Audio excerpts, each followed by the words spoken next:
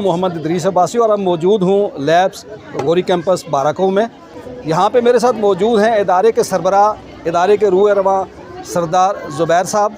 सरदार ज़ुबैर साहब से जानने की कोशिश करेंगे कि जो आज की एग्ज़िबिशन थी, जो प्रोजेक्ट एग्ज़िबिशन थी, इसमें बच्चों ने पार्टिसिपेट किया, वालिदैन यहाँ पे तशरीफ़ लाए। उसके अलावा यहाँ पे प्राइवेट एजुकेशनल सोसाइटी के सदर राजा खालिद साहब भी तशरीफ़ लाए।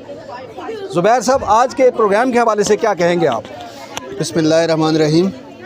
आज का प्रोग्राम बच्चों की एक्टिविटी बेस्ड लर्निंग के लिए, चूँकि हमारा एनुअली बेस ये एग्ज़िबिशन होती है, उसमें आने वाले तमाम लोग, जिनमें राजा खालिद साहब थे जो प्रेसिडेंट हैं PES के, आमिर नवाज़ साहब थे गज़ाली कॉलेज से, और बाकी आलमगीर साहब ऑर्बिट कॉलेज, और बाकी जितने भी मेरे मेहमान आए, वालिदैन आए, सबका बहुत शुक्रिया।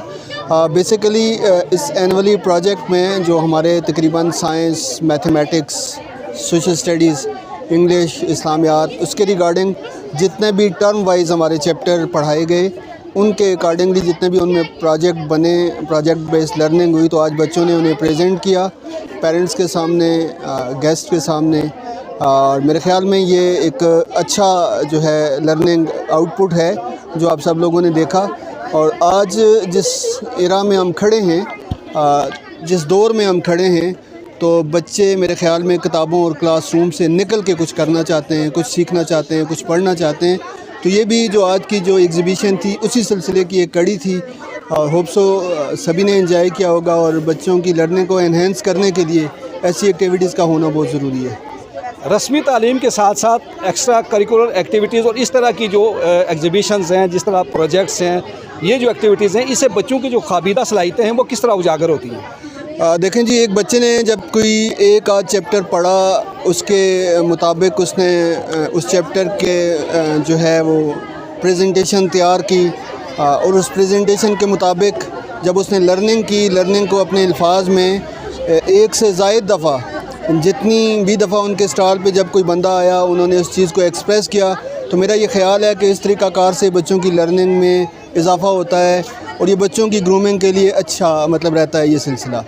असर हाज़िर के तकाज़ों से आम महंग तालीम और तरबियत के हवाले से आप क्या कहेंगे? और मौजूदा दौर में जो हमें चैलेंजेस दरपेश हैं, बहसीत मजमूई तौर पे कौम आलमी सतह पे सर्वाइव करने के लिए क्या पैगाम देना चाहेंगे आप? मैं ये समझता हूँ कि जी, सबसे पहली बात तो आलमी चैलेंजेस से निमटने के लिए, नबर्द आज़मा होने के लिए, सबसे पहले तो हमें अपने मज़हब की तरफ लौट के जाना होगा, अपनी तालीमात को इस्लाम के मुताबिक करना होगा।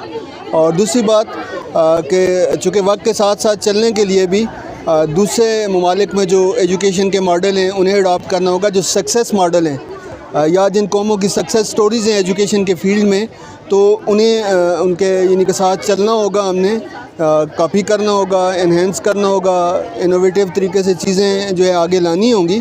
तो इसी तरह हम पूरी दुनिया में जो लोग हैं, ख़ुसूसन जो हमारी नस्ल नौ तैयार हो रही है, हम इन्हें जब तक डिजिटलाइज़ नहीं करेंगे, वक्त के साथ साथ अपनी तालीमी जो निज़ाम है उसको डिजिटलाइज़ नहीं करेंगे, तो मेरा नहीं ख्याल कि हम दुनिया में किसी भी कौम की जो है वो उसका मुकाबला कर सकें।